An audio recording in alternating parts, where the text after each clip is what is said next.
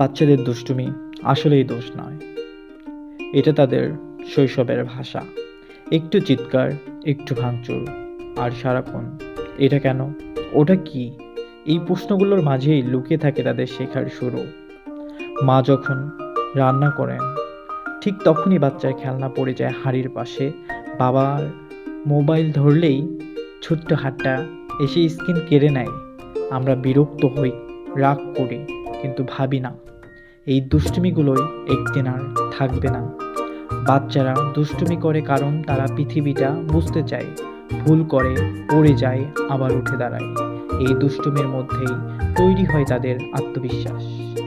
আজ যে দেওয়ালে আঁকিবুকি, কাল সেই হাতেই আঁকা হবে স্বপ্ন।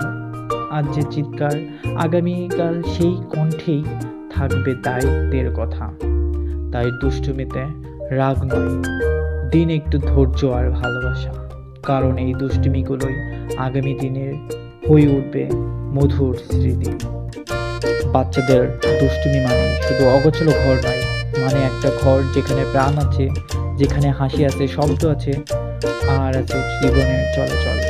ওরা ইচ্ছা করে ভুল করে না, ওরা ভুলের ভেতর দিয়েই শেখে। একটা গ্লাস ভাঙলে আমরা রাগ করি, কিন্তু সেই ভাঙার শব্দেই ওরা বোঝে কোনটা ঠিক, কোনটা নয়। দুষ্টুমি করতেই বাচ্চারা সাহসী হয়, নিজের মতো প্রকাশ করতে শেখে।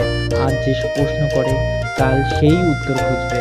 বাচ্চাদের থামিয়ে দেওয়া সহজ, কিন্তু বোঝানোটা বেশি দরকার। কারণ ভয় দেখিয়ে নয়, বড় করা শিশু ভদ্র হতে পারে, কিন্তু আত্মবিশ্বাসী হয় না।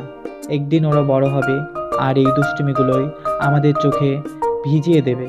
ঘরটা তখন গোছানো থাকবে, কিন্তু ভেতরটা থাকবে একটু ফাঁকা। তাই আজকের দুষ্টুমিতে বিরক্ত না হয়ে একটু হাসুন, একটু সময় দিন, কারণ এই ছোট্ট দুষ্টুমির মধ্যেই লুকিয়ে থাকে শৈশবের সবচেয়ে সুন্দর গল্পগুলো। বাচ্চাদের দুষ্টুমি মানেই কেবল বিশৃঙ্খলা নয়, বরং তাদের কৌতূহল আর শেখার ইচ্ছা।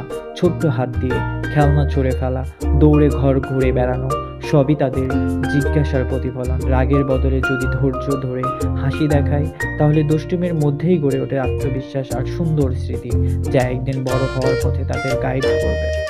তাই বাচ্চাদের সাথে কখনোই খারাপ ব্যবহার করবেন না, বাচ্চাদের সাথে সবসময় হাসি মুখে সুন্দর ব্যবহার করবেন। পরবর্তীতে তাদের থেকেও সুন্দর কিছু আশা করবেন।